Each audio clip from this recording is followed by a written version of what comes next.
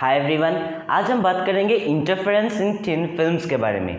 यानी कि thin films का मदद लेके हम लोग इंटरफेरेंस पैटर्न को अचीव करेंगे। अब थिन फिल्म्स होता क्या है और इंटरफेरेंस होता क्या है, देखिए थिन फिल्म्स जो है वो कुछ आपका कांच होता है, यानी कि ग्लास होता है ना, इस टाइप का कुछ ग्लास होता है जो कि आप लोग नॉर्मली देखते होंगे, लेकिन वो थिन फिल्म नहीं होता है। थिन फिल्म के लिए कुछ पर्टिकुलर सा स्पेसिफिकेशन चाहिए, लेकिन देखने में कुछ इस प्रकार सा कुछ कांच का टुकड़ा लगता है हमें, है ना, इसे हम लोग थिन फिल्म्स कहते हैं। और इसकी मदद लेके हम लोग क्या करेंगे, इंटरफेरेंस पैटर्न को अचीव करेंगे। इंटरफेरेंस पैटर्न देखने में कैसा होता है, मान लीजिए ये एक स्क्रीन है, कुछ ऐसा लाइंस होता है, कुछ ऐसा लाइंस होता है, और इस इंटरफेरेंस में जस्ट गोल गोल भी हो सकता है ना। इसमें क्या होता है, पहले डार्क होता है, फिर लाइट होता है, फिर डार्क होता है, फिर लाइट होता है। कुछ इस टाइप का पैटर्न को हम लोग क्या बोलते हैं, इंटरफेरेंस पैटर्न बोलते हैं, है ना।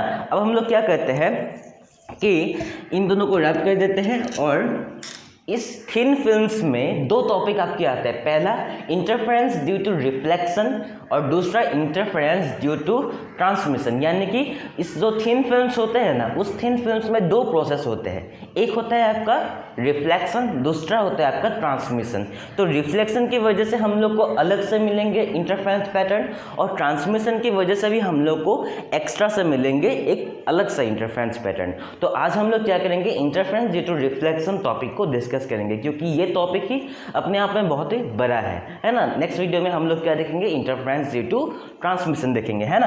अब इंटरफेरेंस पैटर्न को अचीव करने के लिए हम लोग क्या करते हैं, पहले एक थिन फिल्म ले लेते हैं, और इस थिन फिल्म का कुछ नाम भी आप लोग देख सकते हो, और नहीं देने से पर भी कुछ नहीं होगा, है ना।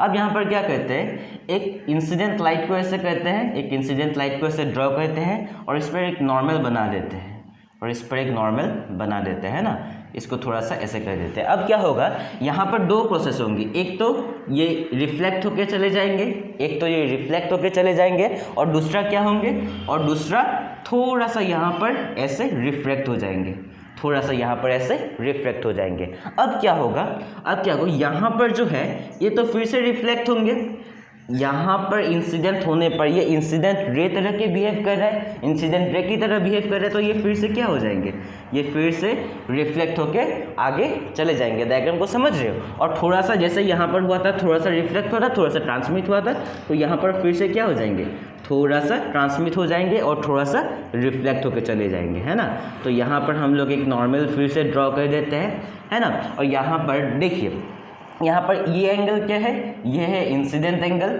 और यहाँ पर ये क्या है, रिफ्लेक्टेड एंगल। ये दोनों पैरेलल है, तो ये रिफ्लेक्टेड एंगल होंगे, तो ये भी रिफ्लेक्टेड एंगल है, और ये भी रिफ्लेक्टेड एंगल ही है। अब क्या होंगे, ये इंसिडेंट रे की तरह बिहेव कर रहा है इस वाले सरफेस के लिए, तब क्या होगा, तब एक तो रिफ्लेक्ट हो जाएगा और दूसरा थोड़ा सा ट्रांसमिट हो जाएंगे, है ना। मेरी बात को समझ रहे हो। यहाँ पर ये इंसिडेंट रे की तरह बिहेव कर रहे हैं, तो एक रिफ्लेक्ट हो जाएंगे और दूसरा रिफ्लेक्ट। तो यहाँ पर भी हम लोग क्या बना सकते हैं, यहाँ पर भी हम लोग थोड़ा सा नॉर्मल बना सकते हैं, है ना। और यहाँ पर क्या हो जाएंगे, ये दोनों रेज जो है, ये दोनों रेज हम लोगों को मिला, ये दोनों रिफ्लेक्टेड रेज है, और ये दोनों आगे जाके हम लोगों को इंटरफेरेंस पैटर्न को देंगे, है ना। इंटरफेरेंस पैटर्न ये सुपर इम्पोज करके देंगे। तो ये दोनों रेज जो है, देखिए इंटरफेरेंस पैटर्न को अचीव करने के लिए एक और कंडीशन होना चाहिए कि दो रेज जो है वो पैरेलल होना चाहिए। हालांकि यहाँ पर थोड़ा सा टेढ़ा हो गया, लेकिन ये दोनों पैरेलल ही है, और कोहेरेंट होना चाहिए, ताकि मोनोक्रोमेटिक सोर्स वहाँ से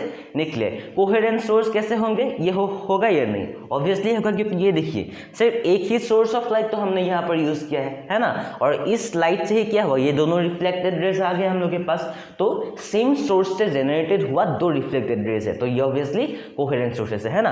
तो यहाँ पर जो इंटरफेरेंस पैटर्न हम लोग को आगे जाके दिखाई पड़ेंगे, वो डिपेंड करेंगे इन दोनों रेज के, इन दोनों रिफ्लेक्टेड रेज के पास डिफरेंस पे। यानी कि ये दोनों रेज जो आगे जा रहे हैं, इन दोनों के बीच में कुछ ना कुछ तो पाथ डिफरेंस होगा, है ना। और उस पाथ डिफरेंस को हम लोग कैलकुलेट करके मैक्सिमम इंटेंसिटी के कंडीशंस निकाल सकते हैं, और मिनिमम इंटेंसिटी के कंडीशंस भी निकाल सकते हैं। मेरी बात को समझ रहे हो, है ना। अब हम क्या करेंगे, देखिए इन दोनों के बीच में पाथ डिफरेंस कितना है, मान लीजिए ये दोनों अभी सेम नहीं है, क्योंकि ये थोड़ा सा टेढ़ा है, ये भी थोड़ा सा टेढ़ा है। अगर मैं यहाँ से एक परपेंडिकुलर ड्रॉ कर दूँ तब ये दोनों सेम हो जाएंगे। यानी कि इसे मान लीजिए ए, इसे मान लीजिए बी, है ना, इसे मान लीजिए सी, इसे मान लीजिए डी। अब एस सी और बी डी बराबर है। अब एस सी और बी डी बराबर है, लेकिन ये एक्स्ट्रा आ गया हम लोग के पास, ये जो है वो एक्स्ट्रा आ गया है ना। ये क्या है, पाथ डिफरेंस होता है, यानी कि एक रे जो है मान लीजिए ये है O, ये है E, ये है B।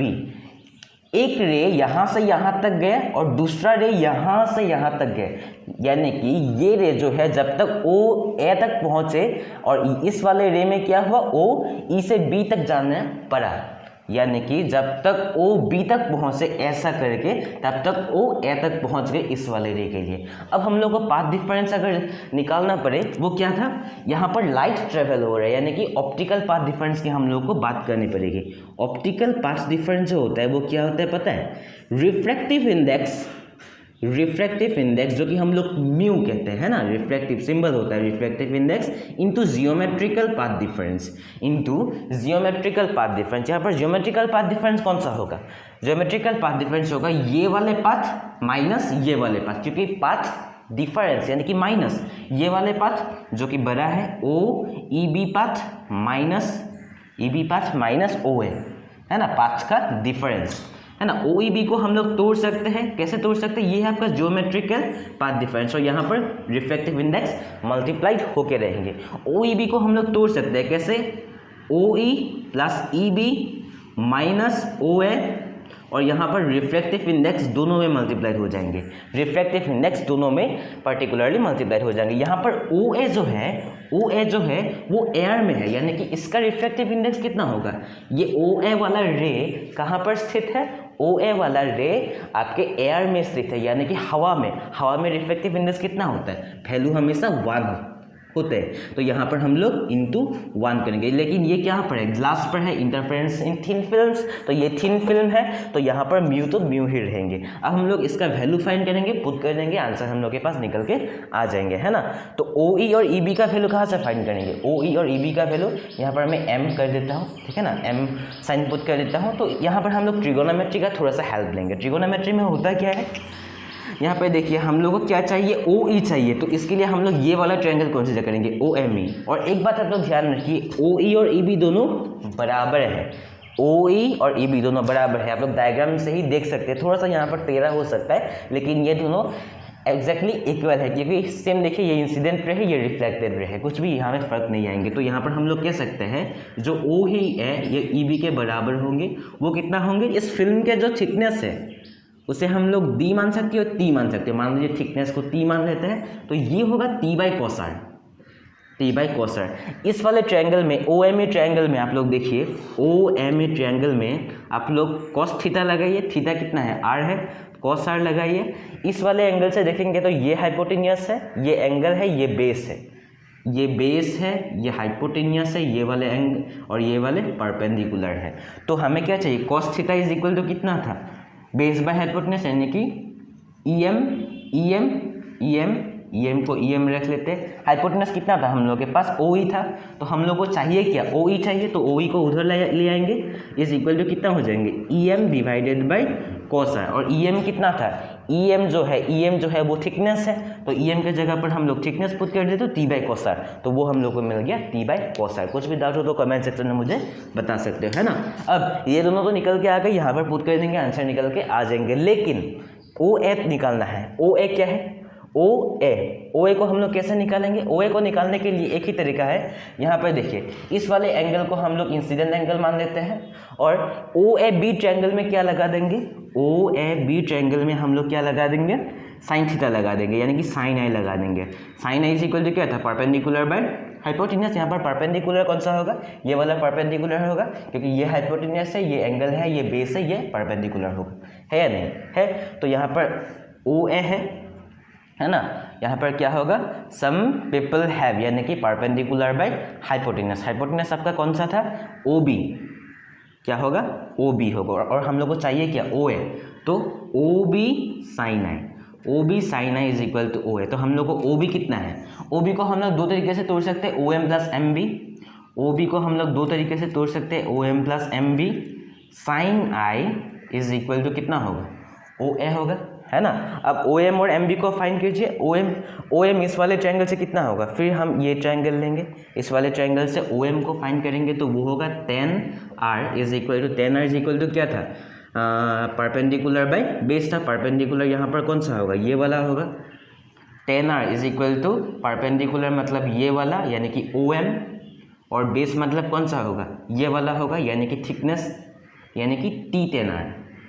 T tan r is equal to OM, और OM और M भी बराबर है यानी कि T tan r यानी कि T tan r plus T tan r sin I is equal to OA, यानी कि हम लोग के पास जो OA का वैल्यू है, यानी कि जो OA का वैल्यू है वो मिलेगा 2 tan r t sin I। तो हम लोग के पास मिल गए। तो ये वाला वैल्यूज हम लोग क्या कर देते हैं, ये वाला वैल्यूज हम लोग पुट कर देते हैं। कहाँ पर पुट करेंगे, इस वाले इक्वेशन पर पुट करेंगे, है ना। तो मैं ये थोड़ा सा रब कर देता हूँ यहाँ पर ताकि हम लोग को क्लियर हो जाए। जो हम लोग का पाथ डिफरेंस था, ऑप्टिकल पाथ डिफरेंस, वो कितना था, म्यू, साथ में इन दोनों का प्लस था तो t cos r, t by cos r plus t by cos r, साथ में माइनस था क्या, 2 tan r t sin I, है ना। और इसका जो रिफ्लेक्टिव इंडेक्स था वो कितना था हम लोग के पास, इसका रिफ्लेक्टिव इंडेक्स था 1। तो हम लोग के पास ये आंसर फाइनल आ जाएंगे, है ना। अब हम लोग क्या करते हैं, तो ये था क्या, पाथ डिफरेंस, जो इस तरह के सिंबल से हम लोग डिनोट करते हैं पाथ डिफरेंस को, है ना। अब सॉरी, यहाँ पर क्या करेंगे हम लोग, तो म्यू को कॉमन ले सकते हो यानी कि t cos r, तो कितना होगा 2t cos r minus 2 tan r t sin I, है ना। तो यहाँ से हम लोग कुछ ना कुछ तो कॉमन ले सकते हैं कि 2t कॉमन ले सकते हैं और म्यू को कॉमन ले लेते हैं। 2t म्यू को कॉमन लेंगे तो यहाँ पर बचेगा 1 बाई cos r माइनस 2 और t कॉमन ले गए तो यहाँ पर म्यू था ही नहीं, तो नीचे हम लोग के पास म्यू आ जाएंगे। और म्यू मतलब क्या है, रिफ्रैक्टिव इंडेक्स, और रिफ्रैक्टिव इंडेक्स का जो मतलब फॉर्मूला था वो क्या है, sine i divided by sine r, sine i by sine r, है ना। तो ये नीचे था तो ऊपर चले जाएंगे। और साथ में हम लोग के पास क्या था, साइन आई पहले से ही था, साइन आई पहले से ही था, है ना। और यहाँ पर क्या था, टेन आर तो था ना, टेन आर का वैल्यू कितना होगा, टेन आर का वैल्यू होगा sine r divided by cos r. यहाँ पर कुछ ना कुछ कट जाएंगे, जैसे ये और ये कैंसिल कट गए, है ना। और साइन आर का वैल्यू कितना हो जाएंगे, यहाँ से हम लोग कह सकते हैं जो 2 म्यू टी, कॉस आर को हम लोग एलसीएम ले लेंगे, कॉस आर को एलसीएम लेंगे तो ऊपर बचेगा 1 minus sine square r, 1 minus sine square r, 2 mu T cos r, 1 minus sine square r का वैल्यू कितना होता है, कॉस स्क्वायर आर होता है, क्योंकि देखिए sine square r plus cos square r is equal to हमेशा कितना होता है, 1 होता है। तो यहाँ पर हम लोग के पास कॉस स्क्वायर आर मिल गया। तो कॉस आर कैंसिल हो गए तो हम लोग के पास 2 mu T cos r, 2 mu T cos r हम लोग के पास मिल के आ गए, है ना। तो यही है आप लोग का क्या, तो यही है आप लोग का ऑप्टिकल पाथ डिफरेंस। लेकिन एक बात आप लोग को यहाँ पर ध्यान रखना है कि ये जो है, ये जो रिफ्लेक्टेड रेज है ये डेंसर मीडियम को टच कर रहा है, यानी कि ये क्या है, ये डेंसर मीडियम है और ऊपर वाला पार्ट क्या है, रेयर मीडियम है, यानी कि ये लाइट रेज डेंसर मीडियम को टच कर रहा है। तब हम लोग को जो स्टोक्स ट्रीटमेंट है वो लगाना पड़ेगा, यानी कि फेज चेंज होता है स्टोक्स ट्रीटमेंट लगाने पर। जब लाइट रेज डेंसर मीडियम को टच करके रिफ्लेक्शन हो जाते हैं तब जो पाथ डिफरेंस होता है उसमें कितना चेंज आता है, उसमें λ/2 चेंज आता है, यानी कि जो पाथ डिफरेंस होगा वो हम लोग के पास कितना होगा, 2 mu T cos R minus λ/2। ये है आपका फाइनल आंसर। ये आपका क्या मिला, पाथ डिफरेंस मिला। अब हम लोग देखते हैं कि मैक्सिमम इंटेंसिटी के लिए या मैक्सिमा के लिए जो कंडीशंस है वो कौन सा होगा। उसके लिए कंडीशंस क्या था, जो पाथ डिफरेंस था वो n लैम्डा के बराबर होना चाहिए जब हम लोग को मैक्सिमा मिलेगा।